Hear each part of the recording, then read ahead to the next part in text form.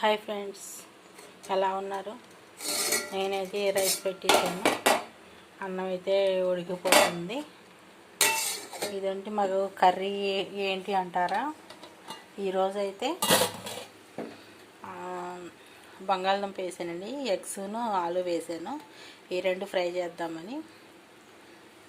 ఈరోజు మాకు ఇదే కూర. సాయంకాలం తెచ్చుకుంటే కూర తెచ్చుకుంటాము. ఈ పూటకు మాత్రం ఇదే. ఈ ఆలు ఉడికిందో లేదో చూద్దామండి. ఉడికిపోయింది, వేసుకుంటే సరిపోతుంది. అన్నం అయితే ఉడికిపోయిందండి. మూత పెట్టేసాను. ఇదండి ఎగ్స్ ఇవన్నీ వలిసేసాను. వలిసేసి ఇప్పుడు మనం ఉల్లిపాయ కోస్తాను. కోసి మళ్ళీ మీకు చూపిస్తానండి.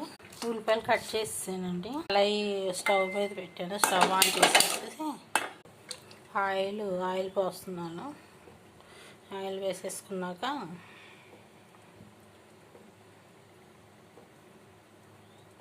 వేసేసాను. నూనె కాగాక ఈ ఆనియన్స్ కూడా వేసేసుకొని కొంచెం సాల్ట్ వేసుకుంటే తొందరగా మగ్గుతాయండి. కలిపేసుకొని మూత పెట్టేసుకుంటే బాగా వేగాక అప్పుడు అది మనం వేసుకోవాలి. పచ్చిమిరపకాయ కూడా వేసుకుంటున్నాను.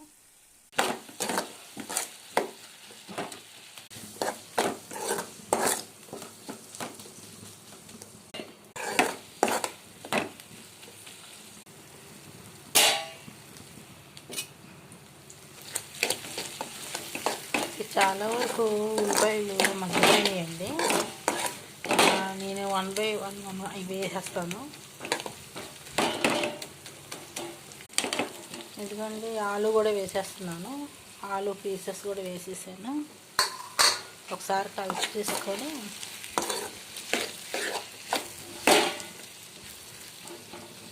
కాసేపు మూత పెట్టి ఉంచేస్తాను. ఇదిగా కొంచెం అల్లం వెల్లుల్లి పేస్ట్ వేస్తున్నాను. పసుపు, కారం కలిపి పెట్టాలండి. మళ్ళీ మూత పెట్టి కాసేపు ఉంచాలి. శుభ్రం కలితీసానండి. మనం ఎగ్స్ ముందు ఎందుకు వేయలేదంటే మనం అటు ఇటు కలిపేటప్పుడు ఎగ్స్ చీలిపోతాయండి, కట్ అయిపోతాయి. అందుకు ముందు వేయలేదు. అందుకే ఇదిగో తర్వాత వేస్తున్నాను. బాగా కలుపుకోవాలి. కలర్ తీసి ఇట్లాగా కొంచెం పైకి కూర తీసి ఆలు వేస్తే ఉప్పు కారం బాగా ఎగ్స్కి పడుతుందండి. కాసేపు మూత పెట్టి ఉంచేసేయాలి. కూర అయితే అయిపోయిందండి,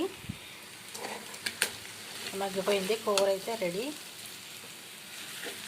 లైక్ చేయండి, షేర్ చేయండి, మా ఛానల్ని సబ్స్క్రైబ్ చేసుకోండి. బాయ్ అండి.